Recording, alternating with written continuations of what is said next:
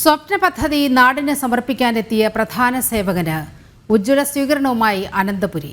കഴിഞ്ഞ ദിവസം വ്യോമസേനാ വിമാനത്തിൽ അനന്തപുരിയിലെത്തിയ പ്രധാനമന്ത്രി നരേന്ദ്രമോദിയെ ആവേശത്തോടെയാണ് ജനങ്ങൾ സ്വീകരിച്ചത്. ചടങ്ങുകൾക്ക് ശേഷം അദ്ദേഹം വിജയവാഡയിലേക്ക് മടങ്ങി.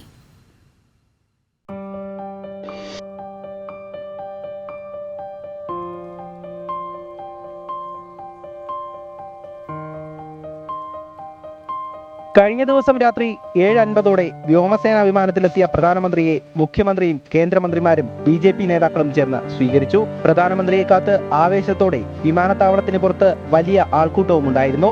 പ്രധാനമന്ത്രി നരേന്ദ്രമോദിയുടെ സന്ദർശനവുമായി ബന്ധപ്പെട്ട് കനത്ത സുരക്ഷയായിരുന്നു നഗരത്തിൽ ഏർപ്പെടുത്തിയിരുന്നത്. റോഡ് മാർഗം രാജ്ഭവനിലെത്തിയ പ്രധാനമന്ത്രി ഇന്ന് രാവിലെ 9:45 വാഹനമാർഗം വിഴിഞ്ഞത്തേക്ക് തിരിച്ചു.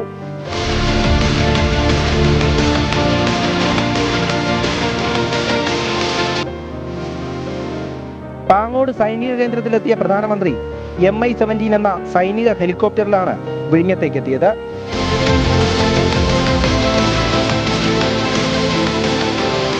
പ്രധാനമന്ത്രിയെ സ്വീകരിക്കാൻ നിരവധി പേർ ഹെലിപാഡിലേക്ക് എത്തി.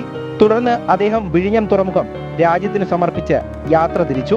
വാഹനമാർഗം ഹെലിപാഡിലെത്തിയ പ്രധാനമന്ത്രി സൈനിക ഹെലികോപ്റ്ററിൽ കയറി തിരുവനന്തപുരം വിമാനത്താവളത്തിലേക്ക് എത്തി. ടെക്നിക്കൽ ഏരിയയിലെത്തിയ പ്രധാനമന്ത്രിയെ വാഹനമാർഗം വിമാനത്തിനരികിലേക്ക് എത്തിച്ചു.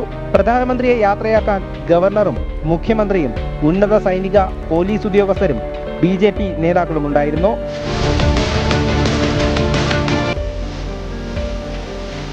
വ്യോമസേനാ വിമാനത്തിൽ വിജയവാഡയിലേക്കാണ് യാത്ര.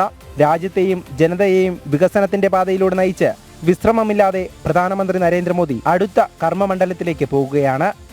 ടീം ജനം, തിരുവനന്തപുരം.